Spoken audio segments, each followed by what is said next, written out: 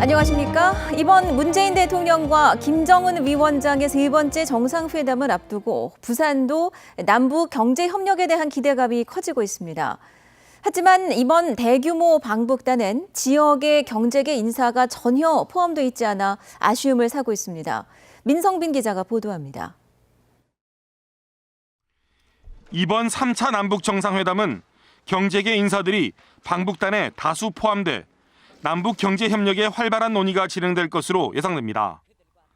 부산의 경우 남북 경협이 활성화되면 인프라 구축이 필요한 육상 운송에 앞서 해상 교역의 중심지가 될 전망입니다.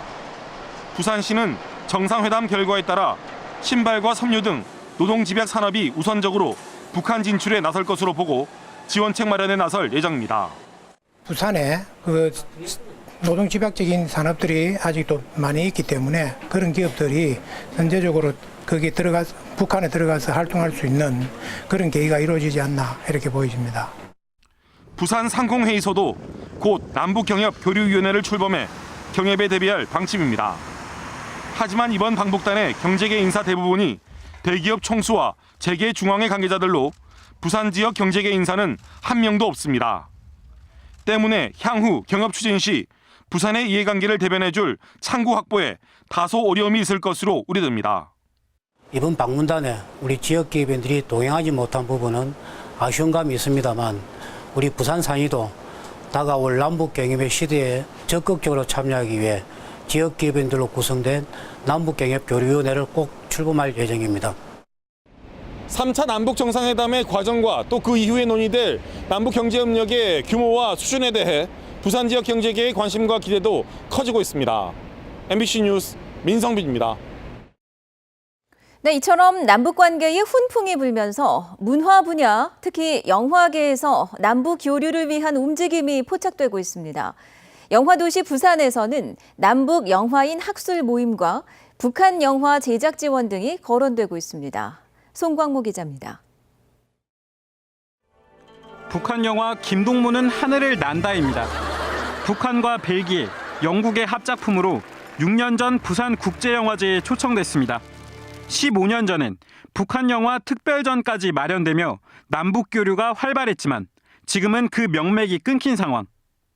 하지만 최근 남북 관계에 훈풍이 불면서 영화계 역시 끊어진 연을 이을 물밑 작업이 진행되고 있습니다. 부산 영화계는 특히 영화 상영보다는 지속적인 교류를 위한 밑바탕 마련에 신경 쓰는 모양새입니다. 북한에 있는 영화 5만여 편을 디지털화하고 부산과 강원도에 영화 아카이브 시설을 지어 정치 상황이 변해도 뼈대가 흔들리는 건 막겠다는 구상입니다. 최근엔 도종환 문화체육관광부 장관에게 영화진흥위원회를 중심으로 하나의 교류 채널이 필요하다는 뜻도 전달했습니다. 기초적인 작업 환경을 만들어가는 데 있어서 할 수 있는 게 학술적인 거라고 생각하고 그러다 보면 거기에 맞는 아이템을 정해서 영화제 교류도 하고 영화인 교류도 할 텐데 아직 초기 단계지만 지난 4월 판문점 선언 이후 부천 국제영화제에 북한 영화가 상영되는 등 벌써부터 기대감이 커지는 상황입니다. 영화계는 이번 남북 정상회담 이후 이르면 올해 안에 남북 영화 교류를 위한 본격적인 논의를 시작할 예정입니다. MBC 뉴스 송광모입니다. 부산의 동서를 잇는 축이죠. 금정산을 관통하는 산성터널이 오늘 밤 자정에 개통합니다. 공사에 들어간 지 5년 만에 개통인데요. 이제는 북구에서 금정구까지 가는 시간이 크게 단축돼 시민 생활에도 적지 않은 변화가 예상됩니다. 류재민 기자입니다. 왕복 4차선 도로를 시원하게 내달리는 승용차. 금정산을 관통해 부산의 동서를 잇는 산성터널입니다. 북구 화명동에서 금정구 장전동까지 8.1km로 이 거리를 7분 만에 주파할 수 있게 됩니다. 지금까지 이곳 화명동에서 장전동까지는 최소 30분 정도 걸렸는데요.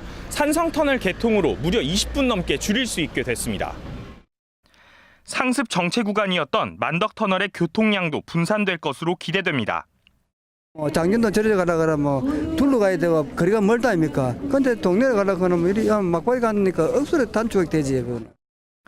총 2천억 원의 사업비가 투입된 산성터널은 앞으로 민간 사업자가 30년간 운영하며 사업비를 회수하게 되는데 통행료는 소형 1,500원, 중형 2,600원, 대형 3,400원으로 책정됐습니다. 단 이번 달까지는 통행료를 받지 않습니다. 대중교통은 저 시의 같은 대중교통과하고 지금 협의가 하고 있고 그래서 곧 그건 조정이 될 것 같습니다.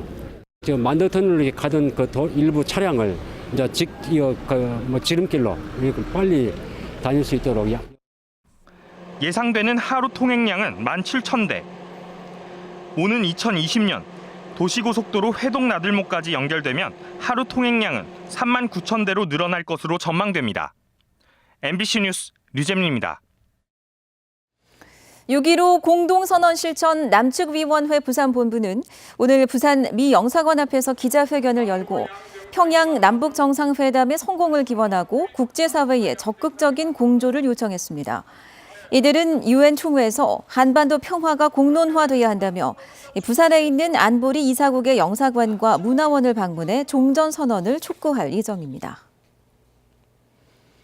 더불어민주당 부산시당은 오늘 보도자료를 내고 비상상고를 앞둔 형제복지원 사건의 진실 규명을 위해 자유한국당에 협조를 요청했습니다. 민주당 부산시당은 이 특별법이 2014년 발의됐지만 당시 집권 여당이던 새누리당의 반대와 소극적인 대응으로 제대로 논의가 이루어지지 못했다면서 제대로 된 진상규명과 가해자 처벌, 피해자에 대한 보상이 이루어질 수 있도록 형제복지원 특별법의 조속한 처리를 자유한국당에 요구한다고 밝혔습니다. 부산 본부세관은 해외에 페이퍼 컴퍼니를 차려놓고 1조 1,000억 원 상당의 선박 기름을 불법 거래한 혐의로 46살 이모 씨 등 업체 8명의 대표 8명을 기소 의견으로 검찰에 송치했습니다.